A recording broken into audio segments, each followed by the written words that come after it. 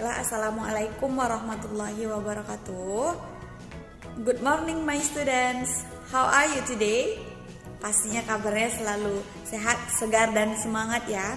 Baiklah, kita lanjut pada pertemuan kita yang kedua, masih pada membahas tema 1 hidup rukun, subtema 1 hidup rukun di rumah pembelajaran 2. Di mana pada pertemuan ini yaitu kompetensi dasar yang harus anak MIS semuanya kuasai. Yang pertama yaitu pada materi PPKN.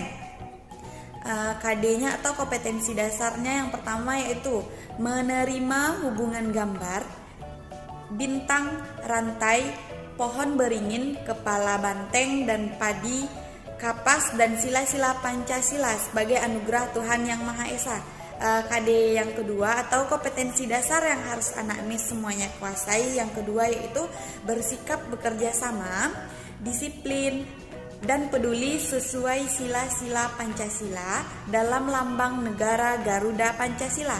Yang ketiga yaitu mengidentifikasi hubungan antara simbol dan sila-sila Pancasila dalam lambang negara Garuda Pancasila. Dan kompetensi dasar yang terakhir yaitu menjelaskan hubungan gambar pada lambang negara dengan sila-sila Pancasila. Kita masuk kepada mata pelajaran yang kedua yaitu bahasa Indonesia, di mana kompetensi dasar yang harus anak MIS semuanya kuasai yaitu yang pertama, merinci ungkapan, ajakan, perintah, penolakan yang terdapat dalam teks cerita atau lagu yang menggambarkan sikap hidup rukun. Dan kompetensi dasar yang kedua yaitu menirukan ungkapan, ajakan, perintah, penolakan dalam cerita atau lagu anak-anak dengan bahasa yang santun. Baiklah, setelah ini nanti Miss akan memberikan video pembelajaran dan semoga anak-anak Miss semuanya pada pembelajaran ini masih tetap semangat, tetap ceria, dan tetap menyerap ilmu yang Miss berikan dengan baik. Semangat belajarnya, selamat menonton. Baiklah anak-anak Miss semuanya, kita lanjut yaitu pada pembelajaran kedua. Di sini Miss mempunyai sebuah gambar. Sebelumnya, adakah anak-anak Miss yang mengetahui ini gambar apa ya? Ada yang tahu? Ya, ini adalah gambar lambang negara kita Indonesia, yaitu burung Garuda.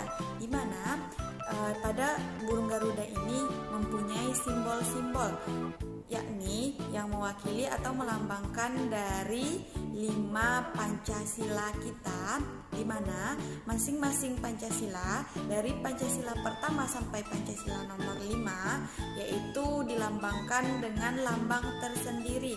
Ada padi dan kapas, ada bintang, ada rantai, ada pohon beringin, dan ada kepala banteng. Jadi pada video sekali ini, pada pembelajaran kita kali ini, kita akan mengetahui kalau Pancasila yang pertama, ketuhanan yang Maha Esa, lambangnya apa, Miss? Jadi di sini Miss akan menjelaskan. Nah, di sini Miss mempunyai gambar dari lambang atau simbol Pancasila, di mana tadi lambangnya ada yang bintang, ada yang padi dan kapas, ada rantai, ada pohon beringin, ada kepala banteng. Nah, dari sini nanti kita akan mengetahui, Miss, kalau lambangnya bintang itu sila keberapa ya, Miss? Atau Miss, kalau rantai itu sila keberapa ya, Miss? Nah, di sini Miss akan jelaskan lebih lanjut tentang lambang dari masing-masing Pancasila. Sebelumnya, Miss mau mengajak anak-anak Miss semuanya untuk menghafal dan mengingat Pancasila, di mana Pancasila terdiri dari 5 sila. Bunyi yang pertama yaitu Pancasila. 1. Ketuhanan yang Maha Esa. 2. Kemanusiaan yang adil dan beradab. 3. Persatuan Indonesia. Dan yang keempat, kerakyatan yang dipimpin oleh hikmat kebijaksanaan dalam permusyawaratan perwakilan. Dan yang terakhir yaitu Pancasila yang nomor 5, keadilan sosial bagi seluruh rakyat Indonesia. Nah, Bagaimana anak-anak Miss semuanya? Adakah yang sudah hafal dengan bunyi Pancasila? Miss harap semuanya bisa menghafal ya, menghafal dan mengingat bunyi dari Pancasila yang terdiri tadi dari 5 sila. Baik, kita masuk kepada bunyi Pancasila yang pertama, yaitu ketuhanan yang Maha Esa itu dilambangkan dengan bintang. Ya, ketuhanan yang Maha Esa itu merupakan Pancasila yang pertama dan dilambangkan atau disimbolkan dengan gambar bintang. Dan yang kedua, yaitu kemanusiaan yang adil dan beradab itu dilambangkan dengan rantai.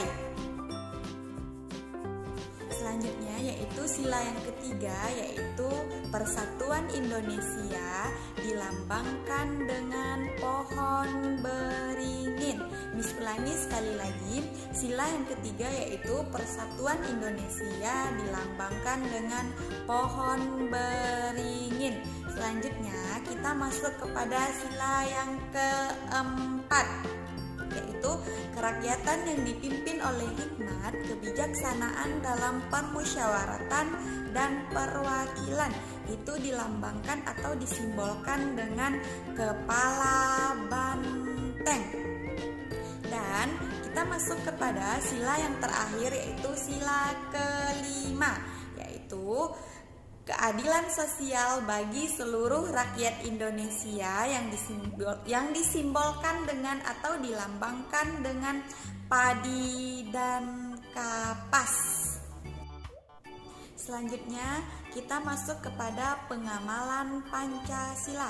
Tapi sebelumnya di sini anak-anak Miss semuanya pasti bertanya, Miss, pengamalan itu apa sih, Miss?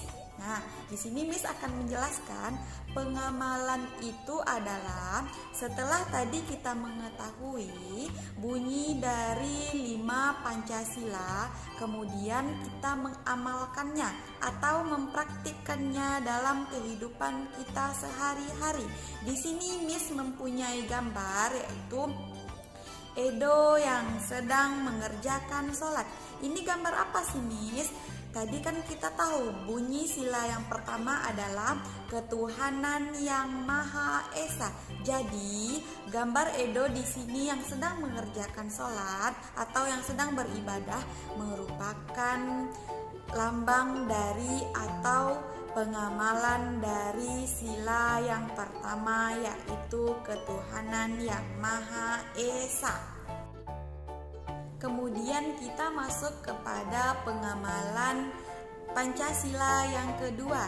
Di sini anak-anak Miss ada yang ingat apa isi dari sila yang kedua? Ayo, siapa yang ingat? Bunyinya adalah yaitu kemanusiaan yang adil dan beradab. Di sini Miss mempunyai sebuah gambar di mana mutiara sedang bersedekah atau memberikan sedikit rezekinya dengan niat untuk membantu mengurangi beban dari kakek tua yang sedang ia temui di pinggir jalan. Jadi gambar tersebut adalah menunjukkan bahwa mutiara sedang atau lagi mengamalkan Pancasila yang kedua yang berbunyi yaitu kemanusiaan yang adil dan beradab, di mana mutiara di sini yaitu saling tolong menolong dan membantu sesama, yaitu dengan cara membantu kakek tua yang dia temukan di jalan. Kita lanjut kepada pembelajaran berikutnya. Bagaimana anak-anak Miss semuanya? Apakah masih semangat belajarnya? Tentunya masih semangat ya. Di sini Miss mempunyai sebuah percakapan antara Udin dan kakaknya Mutiara, di mana di dalam percakapan tersebut nantinya akan terdapat kalimat ungkapan. Sebelumnya, pada video pembelajaran sebelumnya Miss sudah menjelaskan kalimat ungkapan itu apa sih? Kalimat ungkapan adalah kalimat yang mempunyai arti atau makna. Pasti anak-anak Miss semuanya masih ingat kan? langsung saja kita ke percakapan antara Udin dan Mutiara. Mutiara kakaknya ya. Udin berkata, "Buku kakak banyak sekali." Kemudian kakaknya Mutiara menjawab, "Kakak memang senang membaca buku." Dan Udin berkata lagi, "Wah, kakak memang pantas dijuluki kutu buku." Kemudian kakak Mutiaranya menjawab, "Ayo, kamu juga harus rajin membaca. Ini ada buku cerita bagus, judulnya Bintang Lapangan." Udin berkata, "Ceritanya tentang apa, Kak?" Kemudian kakaknya menjawab, "Cerita tentang pemain sepak bola yang rendah hati meskipun sudah terkenal." Kemudian Udin berkata lagi, "Berarti dia tidak besar kepala ya, Kak? Terima kasih ya, Kak. Saya boleh meminjam buku kakak?" Kemudian Mutiara kakaknya menjawab, "Sama-sama, Dik." Nah, pada percakapan yang dilakukan oleh Udin dan kakaknya Mutiara tadi, banyak terdapat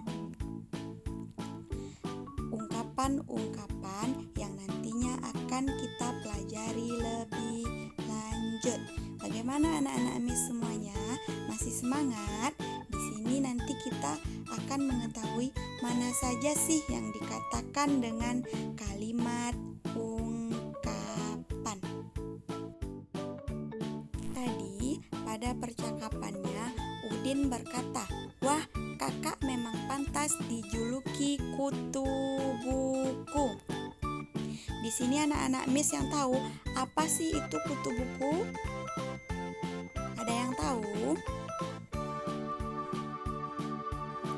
Baiklah, kita akan melihat lebih lanjut kalimat ungkapan yang diucapkan oleh Udin dan Mutiara pada percakapan tadi. Pada bagian Udin berkata, "Wah, kakak memang pantas dijuluki kutu buku."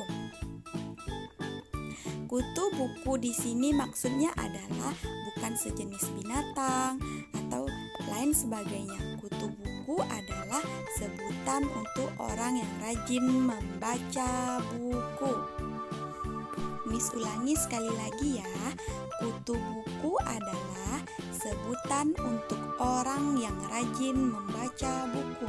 Jadi, kalau anak-anak Miss di sini hobinya membaca buku cerita, buku pelajaran, itu anak-anak Miss dinamakan dengan kutu buku. Kutu buku di sini maksudnya maknanya bagus ya, bukan kutu yang sejenis binatang atau lain sebagainya. Kutu buku di sini yang dimaksud maknanya adalah seseorang yang rajin membaca. Kita lanjut kepada kalimat ungkapan yang diucapkan oleh Mutiara tadi. Mutiara berkata, "Ini ada buku cerita bagus, judulnya Bintang Lapangan." Bintang lapangan maksudnya adalah kalimat ungkapan yang artinya pemain terbaik. Jadi, bintang lapangan itu bukan merupakan bintang yang ada di langit, tetapi bintang lapangan itu artinya adalah pemain terbaik atau pemain yang hebat yang bisa mengalahkan pemain yang lainnya. Kemudian kita masuk kepada kalimat ungkapan yang terakhir yang diucapkan oleh Udin dalam percakapan tadi adalah yang berbunyi, "Berarti dia tidak besar kepala ya, Kak? Terima kasih ya, Kak. Saya boleh meminjam buku kakak?" Besar kepala di sini artinya bukan kepalanya yang besar ya, tetapi besar kepala itu artinya adalah orang yang rendah hati dan tidak sombong. Miss ulangi sekali lagi ya.